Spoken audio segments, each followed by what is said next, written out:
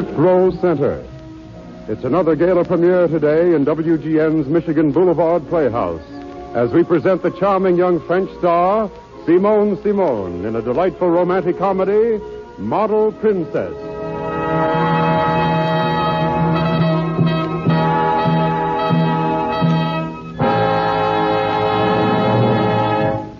Miss Simone has not only won international fame as a screen actress, but she is also appearing at present in a delightful new musical comedy, 3 After 3, now playing at the Erlanger Theater in Chicago.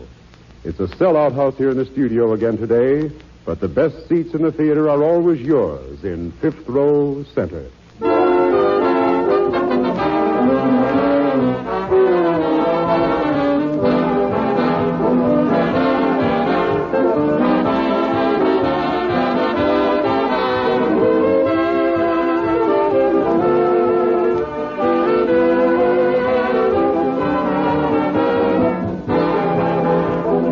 Now the lights are being dimmed, and before the first act curtain, we've just time to tell you that supporting Simone in this afternoon's play is a fine cast of famous players, including Olin Soule, Louise Barclay, Brett Morrison, Renee Rodier, and Willard Waterman.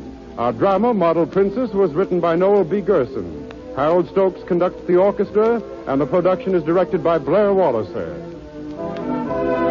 And now, there's the curtain, and the show is on.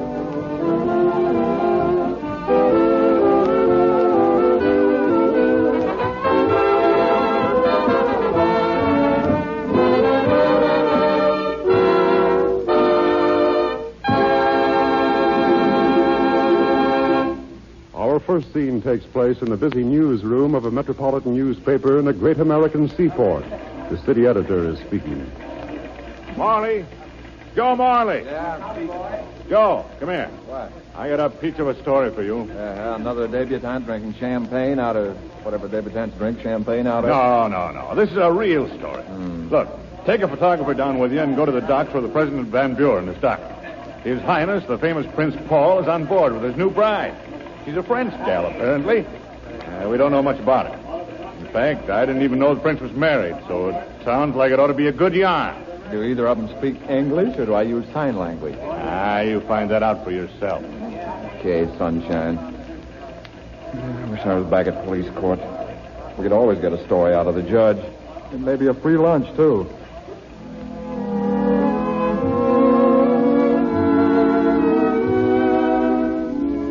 And now we move to the salon of Madame Tournay, one of the city's most famous dress designers. Madame Tournay is sitting in her office working when the door opens. You called for me, madame? Oh, Rochelle. Yes, sit down, please. Merci, madame. Rochelle, you have been working here as a model for a long time? Oui, madame, for 3 years. Ever since I came over here from Paris. You've enjoyed your work? Oh, but I have, madame. I would rather work here and wear your wonderful clothes than anywhere else in the whole world. Oh, madame, you are not going... Oh, no, Rochelle. I am not going to let my most attractive model go. I'd be a fool if I did anything as stupid as that. I don't quite know how to explain this to you. I have a very unusual job for you. That is, if you care to take it. Oh, we are going to have a sideshow at a racetrack or something? No, now, please understand, my dear. If you don't want to do this, it will be perfectly all right with me. I understand, madame. Well, let me begin at the beginning then. A very important ambassador is sitting in the next room. An ambassador? Yes. He saw your picture in one of the magazines the other day, and he thinks you can help his country. Prince Paul, who is the heir to the throne, is arriving here today on a goodwill trip. Oh, yes, I know. I read all about him. He plays polo, and he's very handsome, and he speaks 5 languages, and, of course, he's very rich. How would you like to be the princess? I... Oh, excuse me, please, madame. But now you joke me with kidding. I am being very serious. The prince and his advisors decided that without a wife, he would become entangled with too many romantic young American girls. You know, wanting to marry him. And besides, the wife will help convince our businessmen that the prince is solid and serious. You are young and charming, and you are beautiful. And, of course, you can wear clothes, or you would not be here at Madame Tournay's. They have already announced that the princess is with Paul. But it is not so. There is no one. And that is why they come to you. The ambassador will pay you $10,000 if you will pretend to be the princess for a few weeks. They will take you out to the ship in a special cutter, and you will start at once. Do you want to do it? Oh, but I cannot. To be alone with a man. Oh, what will my friends think of? Oh, there is nothing to fear. You will be quite safe. Prince Paul is a gentleman, and this is a business agreement. Oh, but everyone will know it was I. Not at all. We will change your makeup, your hairstyle, your whole appearance. People who have seen your picture in the fashion magazines won't recognize you. And neither will your friends. You will be a new person, the Princess Bébé. I, Rochelle Gaby, a princess? Oui, Your Highness. No, Your Highness. Oh, yes, Madame, I will do it. Where is that ambassador? Your princess is coming, Prince Charming.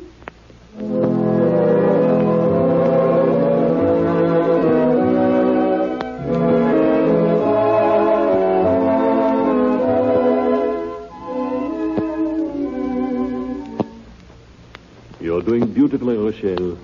You could not have done better if you'd been born a princess. Oh, these past 3 days have just been like a dream. Sometimes I can close my eyes and almost imagine that I am the princess. And when I open them and see a room as big as this one, I know I must be at least a duchess. Is this the grand ballroom of the hotel? Do they hold big meetings here? Oh, this is just the royal suite. I wonder. Do they think kings and queens and princesses are bigger than other people? The rooms are always so much larger. This afternoon may be rather difficult for you. It'll be the first time you see a member of the press alone. It'll be difficult for you, too. Going to start building a new embassy and making a big speech. This won't be a novel experience for me, my dear. I've had enough experience with cornerstones to be an expert stonemason by this time. I've been making speeches since I was 10 years old. Yes, it must be very boring for you. But I am enjoying myself. And I'm going to enjoy being interviewed today. I hope. Now, just remember this. If you get into difficulty, a member of the staff will be in the next room. I will remember. Mr. Joseph Morley of the Star Express is here by appointment to see Her Highness. You may show him in. Are you leaving, Your Highness? Yes, I must go. And do your best. Oh, dear. I shall try very hard. Adieu, Paul. Adieu.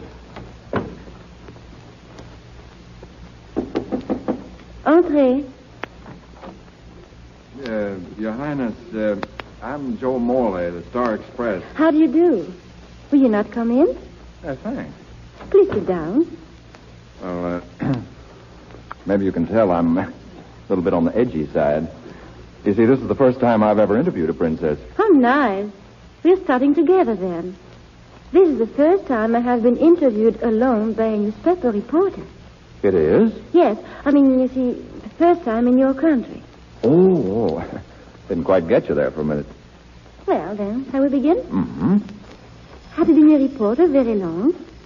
Almost 5 years now. Do you enjoy your work? Yeah, pretty well. But I'd like to get away from this sort of stuff. You know, I don't like to pry into other people's lives.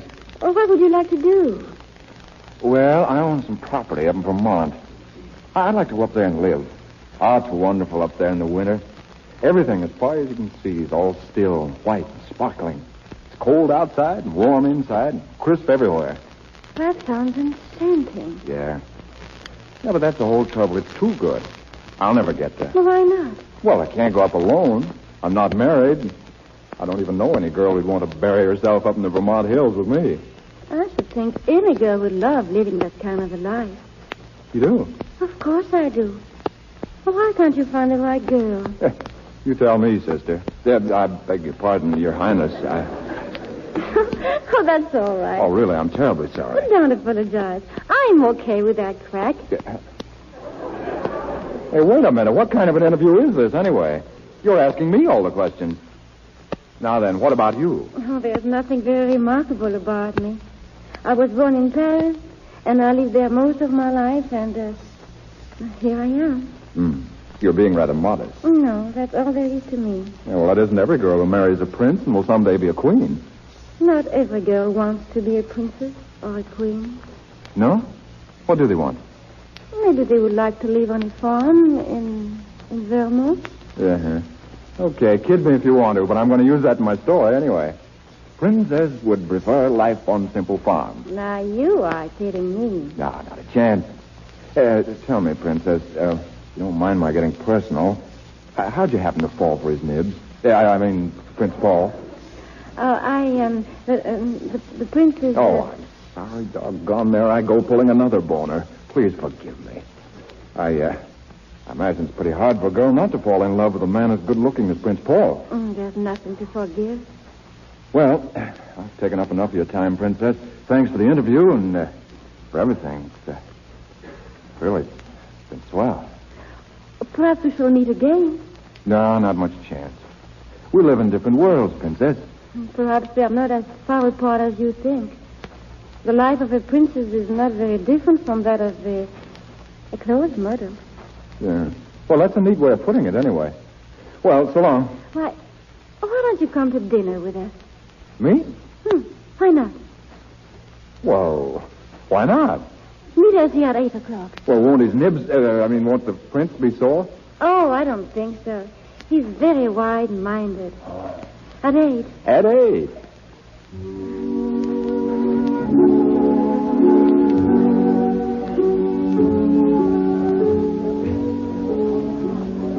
You dance beautifully, Princess.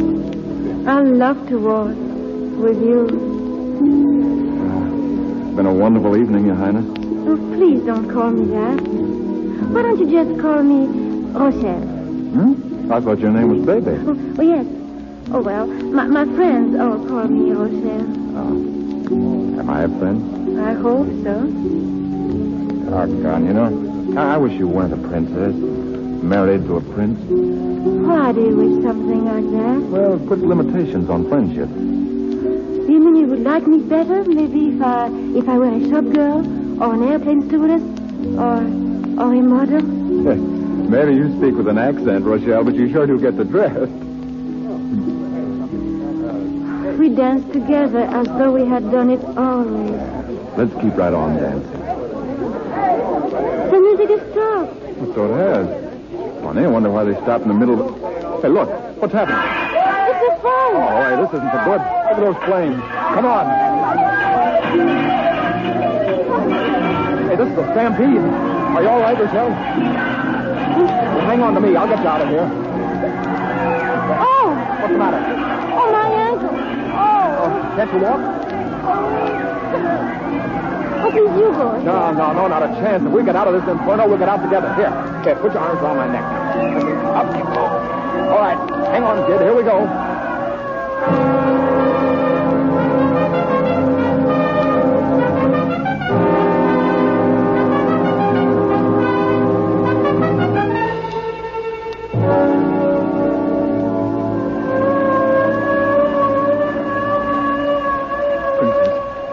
Rochelle, are you all right? We're safe. We're out. I'll say something, please. Are you ill or what's wrong? Oh, darling. Darling. Give her air. She's fainted, buddy. You called me darling. Are you all right? You saved my life, and you called me darling. I called you... Oh, I'm sorry. That was a pretty rotten thing to do. I keep forgetting you're married to the prince. I was holding you in my arms. Sort of lost track of things, I suppose. Please, don't think too badly of me. Whatever I think of you, and I shall think many things, it'll never be that. I promise you.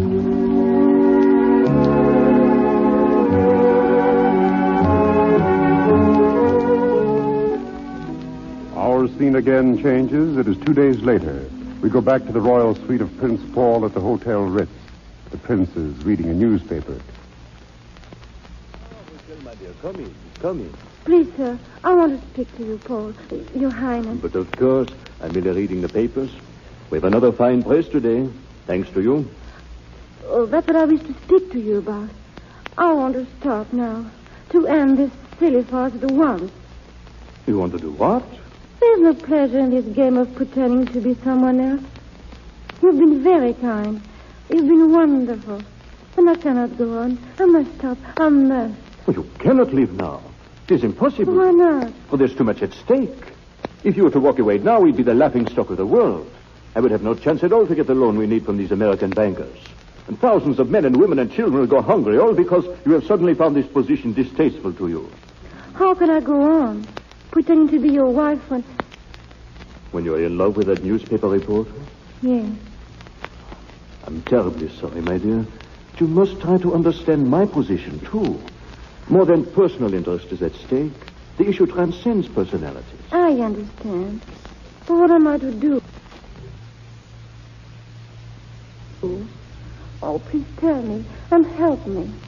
Simply be a little patient. In another 2 weeks, I hope to have the loan from these bankers, and my American visit will end. Then you can go to your friend and tell him the truth.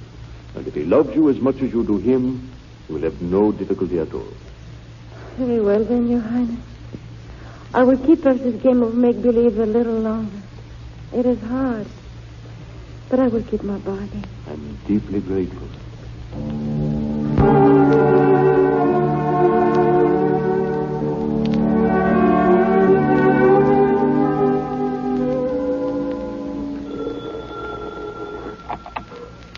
Hello? Hello? Huh? Yeah, this is Joe Morley. Yes, I tell you it is. Hey, who in blazes is calling me at 4 a.m. to find out if I'm me? I don't care if you got a story for me. I'm sleepy. Huh? What's that? About the princess? What do you mean? What? Say, look, if you're trying to pull a gag, so help me, Yeah, all right. All right, I'll be over in the morning. Sure I will. First thing in the morning.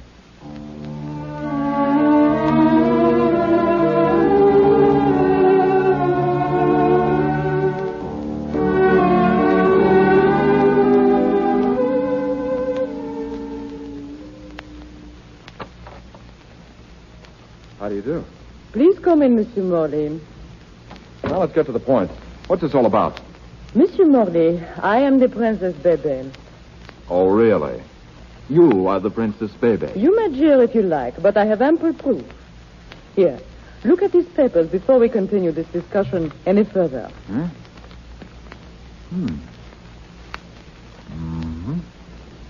This seems authentic enough, but what is this? I'm afraid I don't understand. Well, the story is very simple. I was a dancer at the Folie Bergère in Paris. I met Prince Paul there, and we fell in love.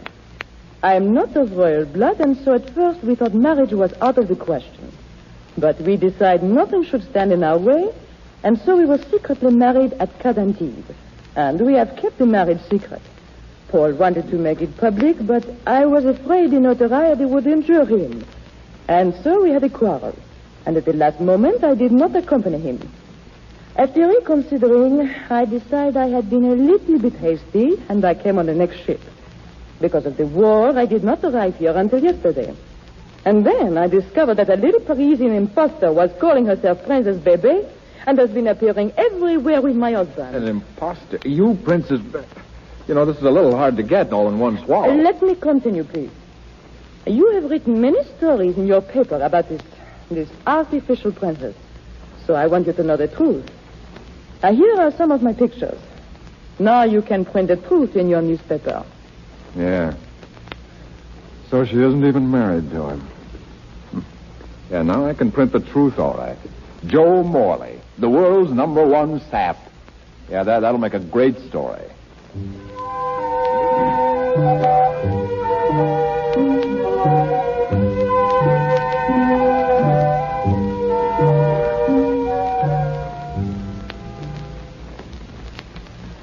You say Mr. Morley is here, doesn't want to see me?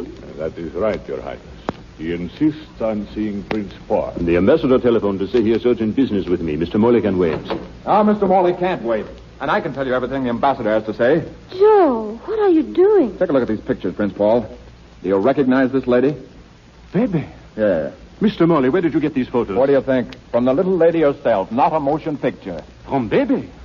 Then she is here. Yeah, you catch on fast. Baby. But I am Baby. Am I not? Hey, look, let's all take our hair down now and quit pretending. You've had a lot of fun with me, haven't you, Princess? I've never known anyone just like you before, but I've heard about your type. A lady gigolo. I hope you get a lot of laughs out of this. I will, when I get my sense of humor back. Bebe here? Where is she, Mr. Morley? Where is she? Rochelle, Bebe is my wife.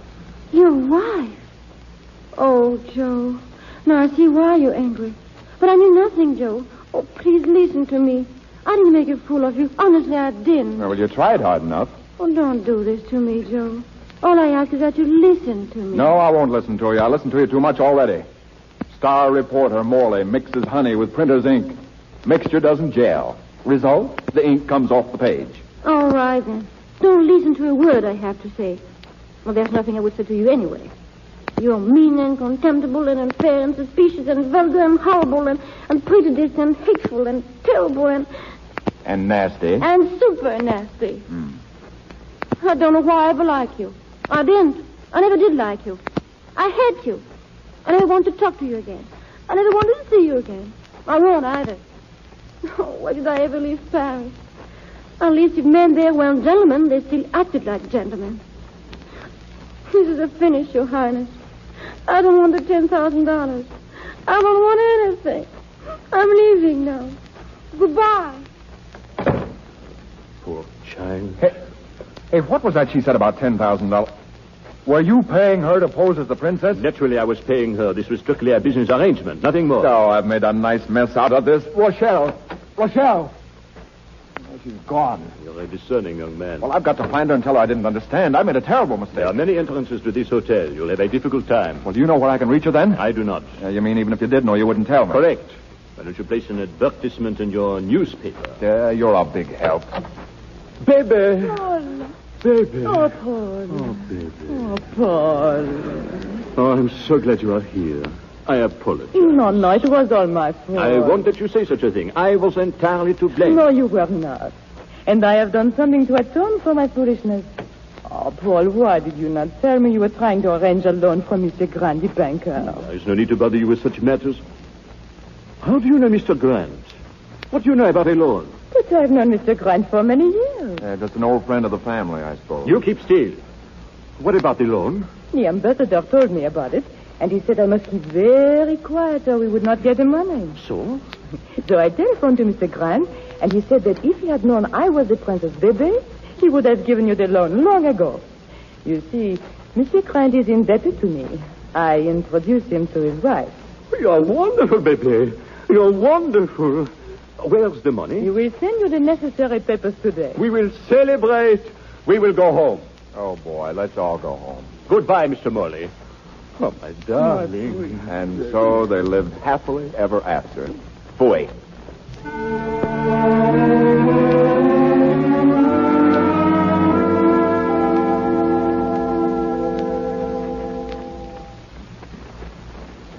You're so good to take me back, Madame Tony. I have disgraced you and myself. I'm such a little fool. Nothing of the sort. Forget the whole experience, child. It was very unwise of me ever to allow you to do it.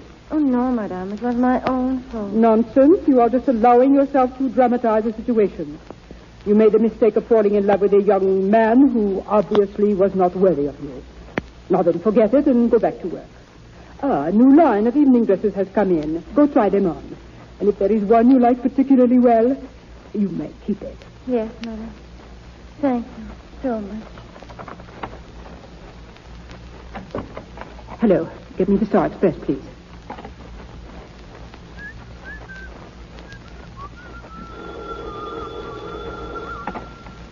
Hello? I want to speak to Mr. Morley, please. Yes, he's one of your reporters.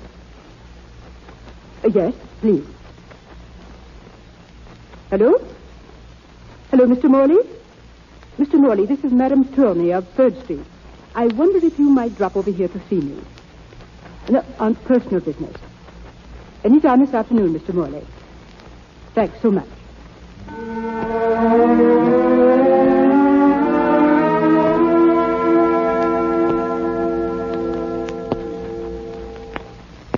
You seem like a very presentable young man, Mr. Morley. You don't look at all like an ogre. Now, look, you didn't ask me here, madame, to compare me with mythical animals. Now, what's this all about? I have been hearing quite a little about you, Mr. Morley, and I wanted to see you for myself. Who's been talking about me? One of our models here? I don't know any models. Maybe you got the wrong guy. You know this one, I think. Her name is Rochelle. Rochelle? Where is she? I want to see her. I've been looking all over town for her for a week. Where is she? Suppose I have her come in. Oh, pardon my boyish enthusiasm and lack of self-control, madame. Hear me, please. Ask Rochelle to come up here at once, please. Oh, madame, how can I thank you for this? Don't yet. Wait and see if she'll speak to you first. I'll leave you here to wait for her alone. Let's see now. Hello. No, that won't do. Hello there. No. All right. You wanted me, madam? Oh, Very much. go away. Now, that's not very reasonable. I'm here and you came in. If there's any going away to be done, you're the one to do it. How'd you get here? Well, taxi cabs, we call them in this country. A man drives and you tell him where you want to go and he takes you there. It's quite simple. You're most amusing. Thanks. You're not so bad yourself. I am leaving. No, wait, Rochelle, please. Oh, let me go. You walked out once before and it took me a week to find you. I'm sorry, darling. Really, I am. Did you say darling? Yes, darling. Oh, I see. Darling. Now I'm going away. Going away? Where? To Vermont? Are you going alone? No, I'm taking my wife. But you're single. Are you getting married? Sure I am. Have you asked her to marry you yet? Not yet. No. Well, then how do you know she would marry you? I've got a sneaking idea. Well, you're very sure of yourself, Mr. Joe Morley.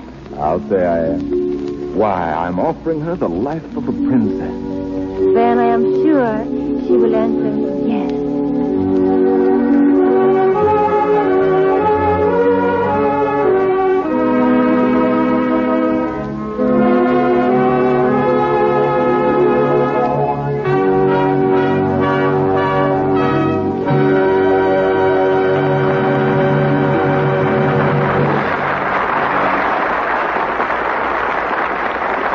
Ladies and gentlemen, you have just heard Model Princess, a radio play starring America's favorite French ingenue, Simone Simone, and presented from coast to coast over the Mutual Network from the audience studios of WGN in Chicago. And now, if Miss Simone's had a chance to catch her breath after that final romantic love scene, we'd like to ask her to step out of character for a minute.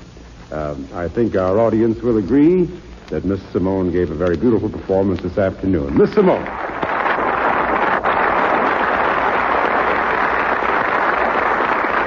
I understand, Miss Simone, that you're to be doubly congratulated. Am I right in saying that this is only your third time speaking before a microphone in this country?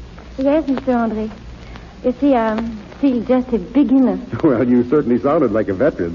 How do you like radio acting, Miss Simone? Oh, I think any kind of acting is fun. On the stage, in the movies, on the radio. I love it. Tell us, is this your first visit to Chicago? Yes, it is.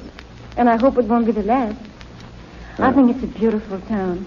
And this WGN studio is one of the most beautiful I've ever seen, here or abroad.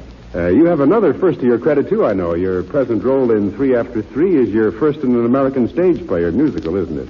Yes. Well, you see, all the work I've done in this country was in Hollywood. Miss Simone, suppose now, for the sake of the ladies listening in, you give us the French viewpoint on American styles. What do you think of our shops, for instance?